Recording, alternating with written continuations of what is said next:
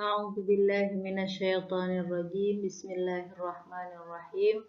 Allahumma shalli ala Muhammad wa ali Muhammad.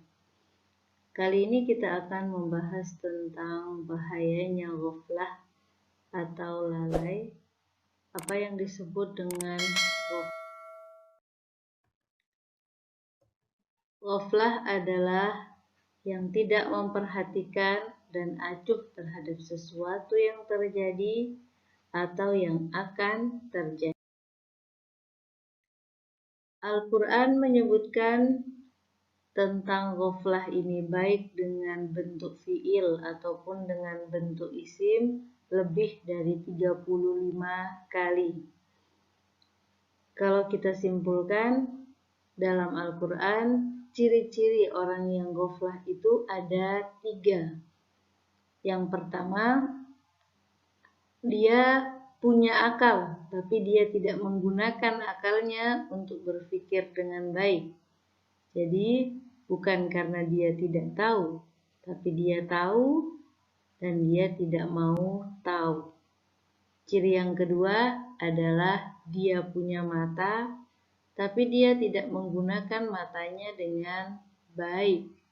Itu bukan karena dia tidak melihat, dia lalai, tapi karena dia benar-benar tidak mau melihat. Dan yang ketiga adalah dia punya telinga, tapi dia tidak menggunakan telinganya dengan baik. Ini 3 ciri yang disebutkan di dalam ayat Al-Quran. Kita baca ayatnya, yaitu yang ada di dalam surat Al-A'raf ayat ke-179. A'udzubillahi minasyaitonirrajim. Bismillahirrahmanirrahim. Walaqad dzara'na li jahannama katsiran minal jinni wal insi lahum qulubun la yafqahuna biha wa lahum a'yunun la yubsiruna biha wa lahum adhanun la yasma'una biha ulaika kal an'ami bal hum adall ulaika humul ghafilun. Yang maknanya, dan sesungguhnya kami jadikan untuk isi neraka jahanam kebanyakan dari jin dan manusia. Mereka mempunyai hati, tetapi tidak dipergunakan untuk memahami ayat-ayat Allah. Dan mereka mempunyai mata, tetapi tidak dipergunakan untuk melihat tanda-tanda kekuasaan Allah. Dan mereka mempunyai telinga, tetapi tidak dipergunakan untuk mendengarkan ayat-ayat Allah. Mereka itu sebagai binatang ternak, seperti binatang ternak, bahkan mereka lebih sesat lagi. Mereka itulah orang-orang yang lalai. Jadi ini 3 ciri orang-orang yang lalai yang disebutkan di dalam surat Al-A'raf.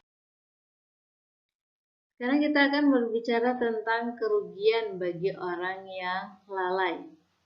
Orang-orang yang lalai di dalam urusan dunia ataupun di dalam urusan akhiratnya, kedua-duanya mereka akan merasakan kerugian. Jadi bukan hanya lalai dengan urusan akhirat saja orang bisa merasakan kerugian, tapi urusan dunia pun ketika dia lalai, dia pun akan merasakan kerugian.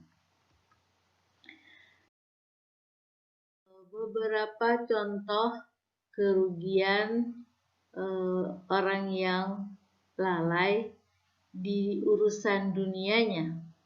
Misalnya, orang yang mengendarai mobil sejenak saja, sedetik saja dia lalai, maka apa yang akan terjadi? Dia akan tertabrak atau bahkan dia akan kehilangan nyawanya. Ini kerugian bagi orang yang lalai. Atau contoh lain, lalai dengan api yang sedang menyala akan membuat adanya kebakaran dan bahkan menghabiskan semua harta kekayaan seseorang. Lalai sejenak saja akan membuat seseorang akan mendapatkan kerugian yang sangat besar.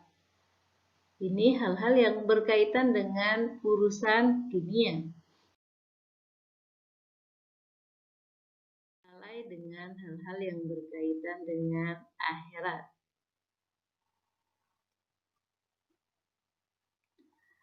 Lalai dengan sesuatu yang kecil itu sudah bisa memberikan kerugian yang sangat besar, karena memang setan itu akan mengganggu manusia tidak dengan langsung sesuatu yang besar. Misalnya bukan mengatakan jangan melaksanakan sholat, tapi setan akan mengatakan tunda dulu, jangan sekarang, nanti aja sholat, tapi nanti aja sholatnya. Jadi setan akan memulainya dengan hal-hal yang kecil. Tapi setan tidak akan puas dengan sesuatu yang kecil. Setan akan menggoda dari sesuatu yang kecil sehingga manusia bisa meninggalkan sesuatu yang besar. Jadi inilah sifat setan. Bahayanya ghaflah bagi orang yang berilmu. Ya, ada ulama yang dia mengumpamakan bahwa orang yang berilmu ketika dia lalai itu lebih parah bahayanya dibandingkan dengan orang yang memang tidak berilmu. Dia mencontohkan seperti mobil dengan pesawat. Mobil ketika pengendaranya misalnya sebentar saja dia lalai, mungkin saja akan tertabrak, tapi tertabraknya dia mungkin tidak akan memberikan dampak yang lebih besar dibandingkan misalnya yang pesawat ketika yang memegang pesawat tersebut dalam keadaan lalai.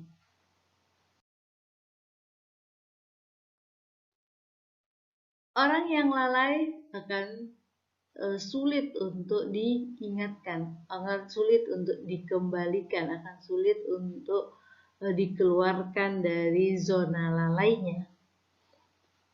Padahal seringkali dalam kehidupan kita diingatkan dengan hal-hal yang besar ataupun dengan hal-hal yang kecil. Tujuannya agar kita tidak lalai. Misalnya kita contohkan adanya uban di rambut kita, itu sudah akan memberikan sebuah peringatan kepada kita bahwa usia kita sudah semakin tua. Atau adanya sakit pada salah satu organ tubuh kita, juga mungkin itu ingin mengingatkan tentang sesuatu pada diri kita. Contoh lain misalnya saat ada rencana-rencana yang sudah kita matang kita buat tetapi tidak terlaksana, berarti itu ada sesuatu yang ingin Allah Subhanahu wa taala ingatkan kepada kita. Atau lebih jelas lagi, orang-orang yang sudah benar-benar diberikan nasihat secara jelas dan gamblang, tetapi dia sulit untuk bisa menerima nasihat tersebut. Inilah orang yang Al-Imam Ali bin Abi Thalib bersabda hal-hal yang berkaitan dengan lalai. Beliau bersabda, "Man talat ghaflatuhu ta'ajjalat halakatuhu." Yang maknanya barang siapa yang lalainya berkepanjangan, maka kehancurannya makin cepat. Itu sebabnya mari kita bersama-sama untuk bangun dari tidur kita, keluar dari zona lalai kita, agar kita tidak mendapatkan kehancuran dan kerugian. Wassallallahu ala Muhammad wa alihi tahirin. Assalamualaikum warahmatullahi wabarakatuh.